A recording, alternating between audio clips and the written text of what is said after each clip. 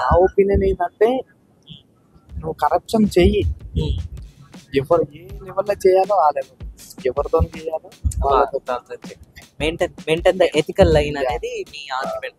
That is so nice argument. So like నా opinion ఏంటి అంటే కరప్షన్ అనేది ఇదొక లైక్ ఏంటంటే ఇది ఒక అడిక్షన్. ఫుడ్ బెడ్ ఎట్లా అయితే అడిక్షనో అది ఒక అడిక్షన్ అనమాట. అంటే నార్మల్గా వీడు కావాలని చేయడు, హయ్యర్ లెవెల్ ఆఫీసర్స్ చేస్తున్నారు కాబట్టి, నా లోయర్ లెవెల్ ఆఫీసర్స్ చేస్తున్నారు కాబట్టి ఈ కరప్షన్ నేను చేస్తే తప్పేంటి అన్న ఫీలింగ్ రావడం, లేకపోతే ఇది చేయకపోతే నడవదు అనే ఫీలింగ్ రావడం వల్ల గవర్నమెంట్ సెక్టర్లో కరప్షన్ అనేది ఉంది. బట్ మనం సివిలియన్గా మనకి ఎప్పుడైతే అవేర్నెస్ వస్తుందో, ప్రజలకు ఎప్పుడైతే అవేర్నెస్ వస్తుందో అప్పుడు ఆటోమేటిక్గా కరప్షన్ తగ్గుతుందని నేను అనుకుంటాను.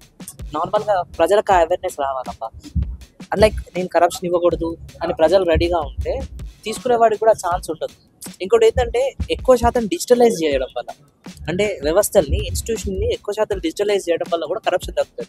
అంతే కదా, నాకు ఒక ఏదైనా సంథింగ్ కావాలి అంటే లైక్ నేను ఆన్లైన్లో చేసుకుంటే సరిపోతుంది, ఆన్లైన్ చేసుకుంటే నాకు సర్టిఫికేట్ వస్తుంది అన్నప్పుడు అక్కడ కరప్షన్ తగ్గుతుంది. సో డిజిటలైజేషన్ చేయడం వల్ల కూడా కరప్షన్ తగ్గుతుంది నేను అనుకుంటున్నాను. సో ఈ కరప్షన్ని మన వంతుగా మన ఉన్న సర్కిల్లో మనం కంట్రోల్ చేస్తూ ఇంకోరిని చేయకుండా, కరప్షన్ డబ్బులు ఇవ్వకుండా, అంటే లంచం ఇవ్వడము నేనమే, లంచం తీసుకోవడం. సో ఇవ్వకుండా తీసుకోకుండా మనం చేస్తూ సొసైటీని ఒక సస్టైనబుల్ వేలో పెట్టాలని మనం అందరం కూడా కోరుకుందాం. This is what all about a small chit chat regarding corruption in our India. This is what all we can say, and I hope we can conclude it. Thank you so much for your wonderful time. Bye bye. We'll meet you again.